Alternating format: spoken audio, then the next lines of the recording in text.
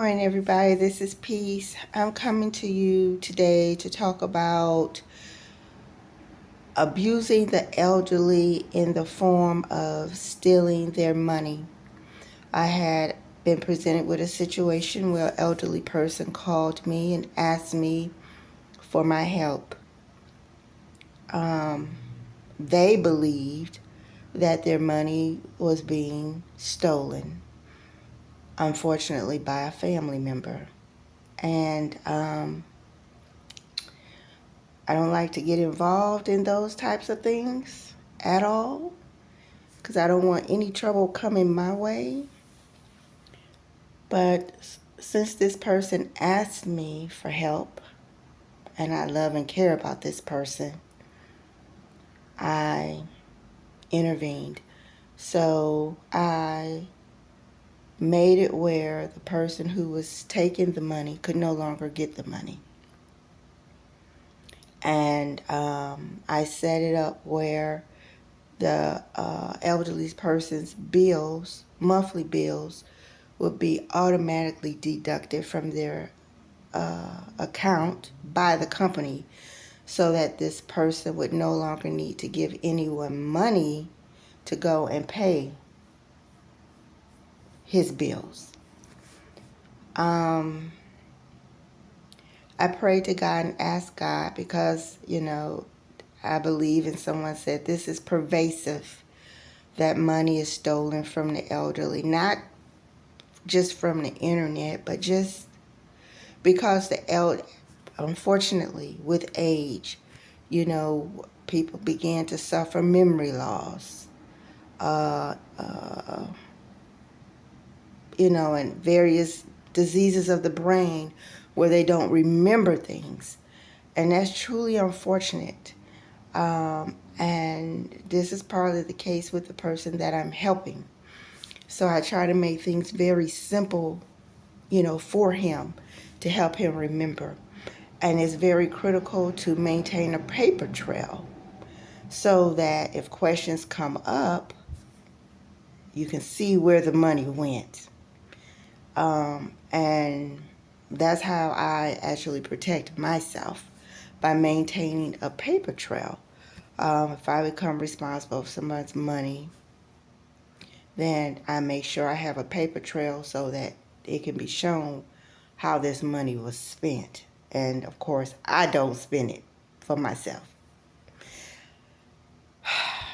It's unfortunate, but it's difficult to find many people who you can trust to that degree because, it just maybe they have not developed their character to that extent, or something may come up in their life and they may become desperate for money. Then they say, oh, I have access to this money, and they go and get that money. But that's wrong. So I pray to God every day to guide me and keep me on the right path and to live with love and to make all of my choices ones that God would approve of. And I ask God if there's anything else that I can do to help the elderly so that their money is not stolen from them and misused because of their conditions of their aging, to please let me know. Today I will take the final action of dealing with the person. I want to say confronting, but dealing with the person who has been taking the money and asking them, where is the money? And if they cannot produce the money, then of course that means that they stole the money. It's that simple. It's not a complicated situation.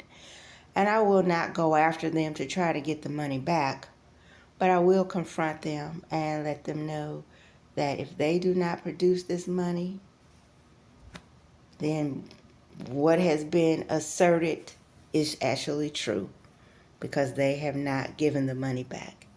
And then we will just go on and we will just know not to have that person or anyone close to them dealing with this situation involved with this elderly person's money.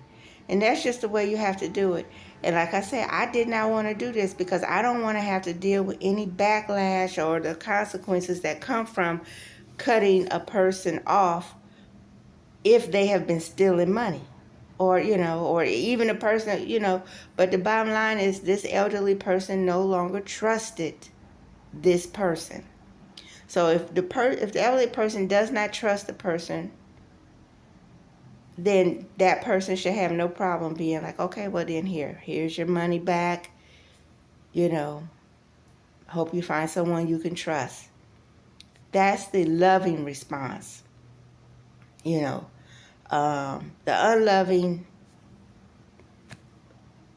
wicked response is, oh no, I ain't giving you your money back. Or, oh yes, I did take your money and spend it. I'm sorry, I ain't got it to give back to you. So anyway, this was put upon me. This elderly person called me in the morning and said, will you please come over to my house? I have something I want you to look at. And then when they said that, I was like, okay, God, what is this? What is this? And I had been told earlier by Spirit that, there was going to be some, trouble. The tower and the tarot card, some things are going to be torn down. So I see this as one of the things in my path that will be torn down. There's going to be great disruption because the people who've been used to taking the money will not be getting it anymore. I fixed that part. Now the next thing I'm going to do is ask them where is the money, and hopefully they give the money back so that I can give it back to this elderly person.